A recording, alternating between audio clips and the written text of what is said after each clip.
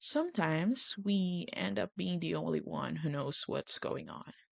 Not because we want to be in charge of everything, but because no one else seems to have the full picture. So we carry it, we hold the map in our heads while also trying to keep things moving.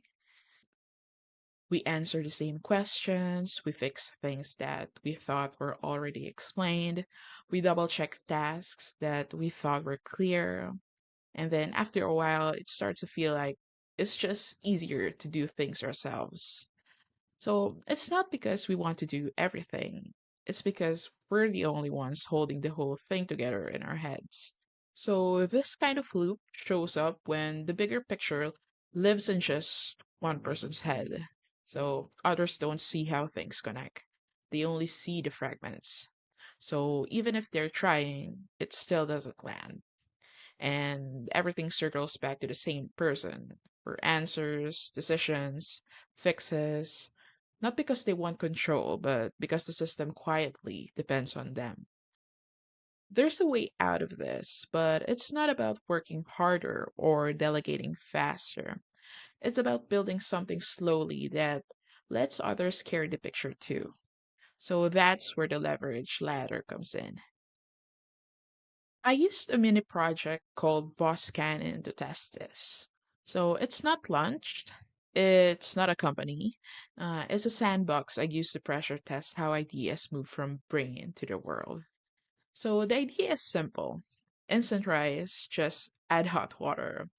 Sounds intuitive, right? But there's a real gap in the Philippine market around portable, fast, instant rice options for people who are always on the go.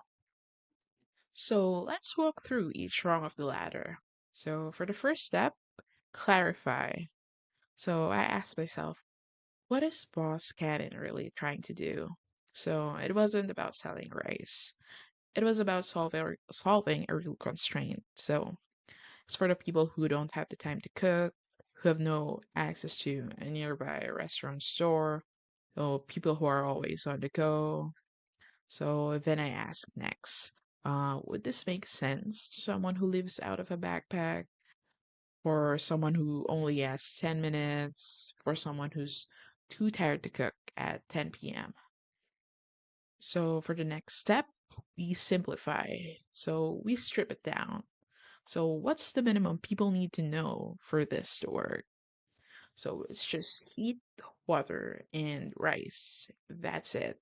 Not 10 variants, not complex flavor debates, just one promise: a staple food that will feed you, and fast.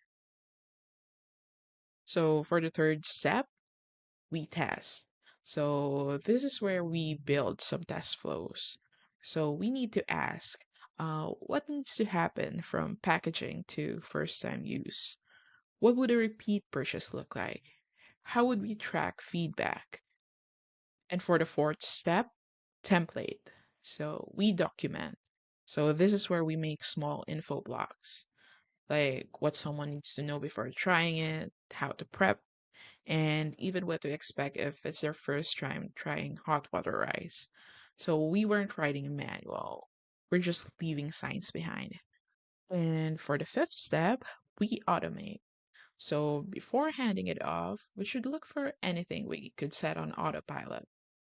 Like, could we automate instructions into the packaging?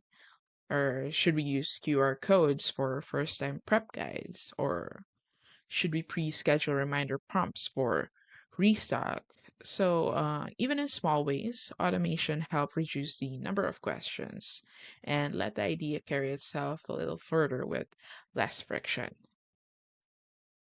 So for the last step, we delegate. So this is where we should think, who else could explain this or share it or run it in even in a small way? Because when the idea is clear, simple, repeatable, and visible, then someone else can carry it. We don't have to carry the whole map alone.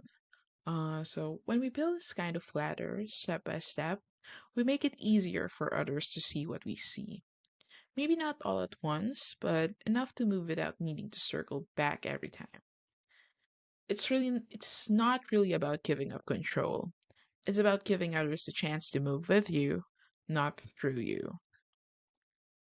So remember, clarity isn't about knowing more, it's about showing just enough that others can move.